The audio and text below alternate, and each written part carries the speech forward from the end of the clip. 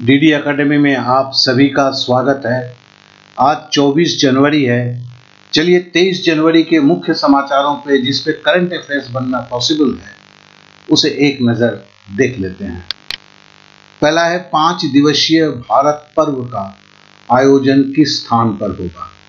जी हाँ, ये आपने एकदम सही पकड़ा, लाल किला पर होगा।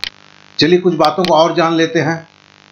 ये जो लाल किला में ये भारत पर्व जो है ये 2016 से मनाया जाता है, क्योंकि प्रधानमंत्री के दृष्टिकोण के मद्देनजर भारत पर्व का आयोजन जो है वो गणतंत्र दिवस के समारोह के एक अंग के रूप में किया जाता है। तो और ये सवाल हर साल किसी न किसी परीक्षा में देखा जाता है। अब एक चीज का निवेदन आप लोगों से है, जैसे मैंने दिया कि प्रत्येक दिन कुछ मिनट का टेस्ट देकर जो 100% फ्री होता है, आप इन सारे हजारों करंट अफेयर्स को परीक्षा जब देने जाते हैं आपको फिर से कोई क्या कहते हैं इंपॉर्टेंट करंट अफेयर्स को ढूंढने की जरूरत नहीं होती है, आपको सब कुछ याद रहता है। तो थोड़ा सा आप अपने हैबिट को चेंज कर लीजिए।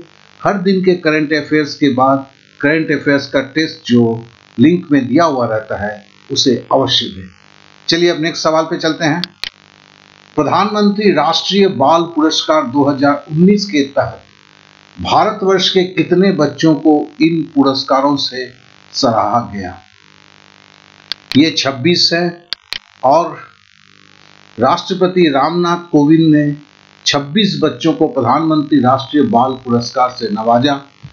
ये पुरस्कार जो दिए गए 6 अवार्ड दिए गए, नवोन्मेष में, विद्वता में 3, समाज सेवा में 3, कला और संस्कृति में 5, खेलकूद में 6 और वीरता में 3 पुरस्कार दिए गए।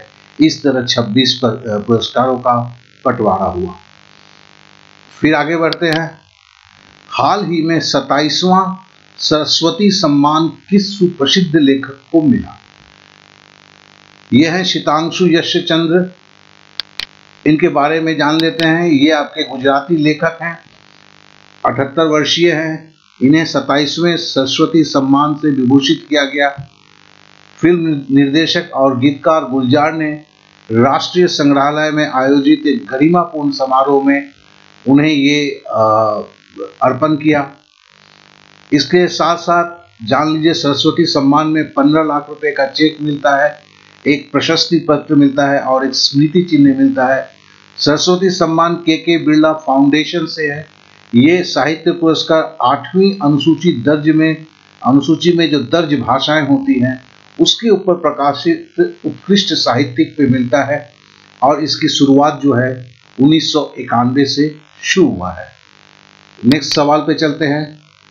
कौन 2018 में बेहतरीन प्रदर्शन के बाद ICC cricketer of the year, ICC men test player of the year, सब ICC ODI player of the year जिसके लिए दिया जाता है सर गारफील्ड सोबर्स ट्रॉफी, जीतने वाले इतिहास के पहले खिलाड़ी बन गए हैं। ये तीनों अवार्ड एक साथ मिला और ये है विराट कोहली जी। आप लोग सबको इस बात को जानते हैं। तो चलिए नेक्स्ट इंफॉर्मेशन पे चलते हैं। थोड़ा सा उसके पहले जान लेते हैं। अंतर्राष्ट्रीय क्रिकेट परिषद आईसीसी ने भारतीय विश्व कीपर ऋषभ पंत को साल 2018 के लिए पुरुष वर्ग के लिए, अरे ये दूसरे का यहां लग गया, I am sorry, emerging player of the year मिला किसको, ऋषभ पंत को।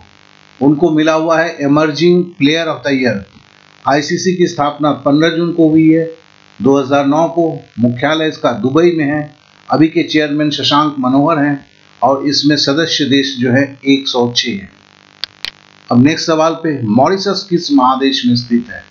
क्योंकि देखिए हमारी जो प्रवासी भारतीय सम्मेलन है उसके मुख्य अतिथि जो थे वो मॉरिशस के प्रधानमंत्री थे। तो नेचुरली मॉरिशस पे एक इस तरह के सवाल आने की संभावना बनती है कि मॉरिशस किस महादेश में स्थित है। तो आप जानेंगे कि मॉरिशस जो है अफ्रीका में स्थित है। और मॉरिशस के बारे में और कुछ जान लेते हैं। इसकी राजधानी पोर्ट लुई है। ब्रिटेन से स्वतंत्रता इसे 1968 साल में मिला है। यह गणराज्य बना 1992 में। एक महादेश की बात करते हैं लेकिन जिसकी जनसंख्या केवल 12 लाख है। इसके राष्ट्रपति बारलेन भ्यूपारी है। प्रधानमंत्री आप जानते ही हैं प्रवीण कुमार जगन्नाथ जी हैं। समझ लीजिए एक देश जिसकी जनसंख्या मात्र 12 लाख, हमारे तो किसी राज्य की जनसंख्या इससे बहुत ज्यादा होता है। चलिए आगे की बात करते हैं। प्रवासी भारतीय सम्मेलन में भाग लेने वाले प्रवासी भारतीयों को 24 जनवरी को मतलब आज सरकार की तरफ से भ्रमण के लिए कहां ले जाया जाएगा? तो आप भी जानते हैं आज वो प्रयागराज कुंभ मेला देखने जाएंगे। ICC emerging player of the year 2018 में गलती से लग गया था, आप जानते हैं कि वो ऋषभ पंत जी हैं और इनको 2018 में पुरुष वर्ग के emerging player of the year चुना गया है। अब नेक्स्ट पे आते हैं। 15वीं प्रवासी भारतीय दिवस मतलब इस साल जो हो रहा है में विदेश मंत्रालय किस विषय पर हेल्प बुक अंतिम दिन जारी किया, मतलब आज ही जारी किया? वो है प्रवासी कामगारों के लिए महत्वपूर्ण जानकारियों का हेल्प बुक। जो बाहर हमारे प्रवासी जाते हैं उन्हें हर तरह के कहां से क्या हेल्प मिल सकता है उसके लिए एक संपूर्ण हेल्प बुक है ये, जो इस प्रवासी भारतीय दिवस में के अंतिम दिन जो है आज के अंतिम दिन में इस समारोह में सबको दिया गया। आज मतलब है 23 जनवरी। भारत और दक्षिण अफ्रीका व्यापार मंच को 25 जनवरी को नरेंद्र मोदी के साथ कौन साझा करेंगे?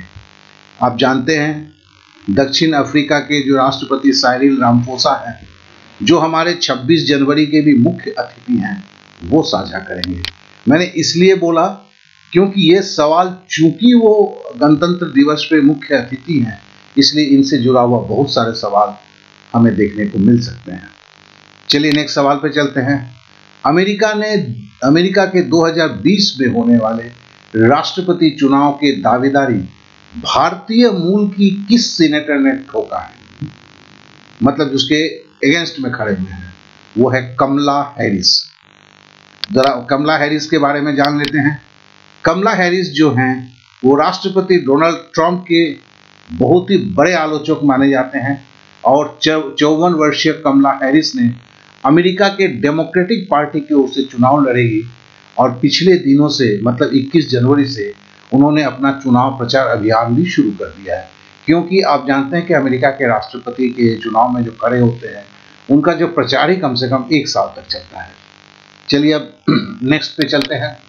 हाल ही में ये बहुत इंपॉर्टेंट है, ये फिर से ये चीज उभर के आई है। द्वितीय विश्व युद्ध से, चूंकि मैंने सवाल को ज्यादा लंबा करके इसलिए लिखा कि ये सवाल पढ़ते ही बहुत सारी बातें आपको याद आ जाए। द्वितीय विश्व युद्ध से चली आ रही रूस और जापान के बीच विवादित द्वीप श्रृंखला पर समझौते को लेकर कोई समाधान नहीं निकल पाया। सोवियत संघ के सेना ने द्वितीय विश्व युद्ध के समय प्रशांत महासागर में स्थित कितने कुरिल द्वीपों को जापान से छीन लिया? तो ये 4 द्वीप है, नाम इसका भी जरूरत नहीं है, लेकिन इसके मामले में समझ लीजिए इस बार जो रूस के राष्ट्रपति हैं व्लादिमीर पुतिन है और जापान के प्रधानमंत्री जो शिंजो आबे है, इनकी एक बैठक हुई जिसमें मॉस्को ने इस पे और कुछ समय मांगा। इन 4 द्वीपों पर मॉस्को की संप्रभुता के मामले में टोक्यो के इनकार करने से 70 साल से अधिक समय से यह विषय विवादित हो गया कि टोक्यो मानने को तैयार नहीं है, बोला कि भैया ये जापान का चीज है, तुम्हारी संप्रभुता की बात आती ही नहीं है। तो ये जो है एक बड़ी मामला की तरफ तूल पकड़ता हुआ जा रहा है, हम इस पे नजर भी रखेंगे। तो हमें एक चीज को जानना है, ये सेकेंड वर्ल्ड वॉर के समय में जापान के कब्जे में जो 4 द्वीप था प्रशांत महासागर में, उसे रशिया ने ले लिया था। उस वक्त में सोवियत संघ थे वो लोग, तो इसी पे सारी विवाद है। चलिए अब नेक्स्ट सवाल पे चलते हैं। हाल ही में 22 जनवरी 2019 को सीबीडीटी ने 21 दिन के भीतर जिन व्यक्तियों को 2018 से 2019 में बड़े राशि की लेन देन किया है लेकिन उसका विवरण जमा नहीं किया है, उन पर कानूनी कार्रवाई के लिए चेताया है। अब सीबीडीटी निम्न में से किस मुद्दे से जुड़ा हुआ है? प्रत्यक्ष कर, अप्रत्यक्ष कर, केंद्रीय प्रत्यक्ष और अप्रत्यक्ष दोनों तरफ के कर या उपरोक्त कोई नहीं। तो ये देखो डायरेक्ट टैक्स है। तो मतलब है सीबीडीटी के बारे में जान लेते हैं। सीबीडीटी को हिंदी में केंद्रीय प्रत्यक्ष कर बोला जाता है और आयकर जो है वो प्रत्यक्ष कर के अंतर्गत आता है। अब नेक्स्ट पे आते हैं। कल का जो सवाल था, कल के सवाल में सबने सही जवाब दिया, सबने गलत जवाब दिया, केवल 2 जन को छोड़ के। यहाँ उल्टा हुआ, सबने आजाद हिंद फौज जाना लिखे। मैं समझ सकता हूं, लेकिन आजाद हिंद फौज तो हिंदी नामकरण था उसका। बेसिकल जो नाम था वो इंडियन नेशनल आर्मी था। तो कभी कभी होता है कि अगर आपके पास आजाद हिंद फौज नहीं लिखा हुआ है ऑप्शन में, ये जरूरी नहीं है कि आपको देना है, तो फिर क्या करेंगे? तो इसको जान लीजिए, this is the Indian national army या INA बोला जाता है। तो लेकिन एक तरह से सबका सही है, सबने आजाद हिंद फौज लिखा है, किसी ने इंडियन आजाद आर्मी भी लिखा हुआ। तो basically it's an Indian national army.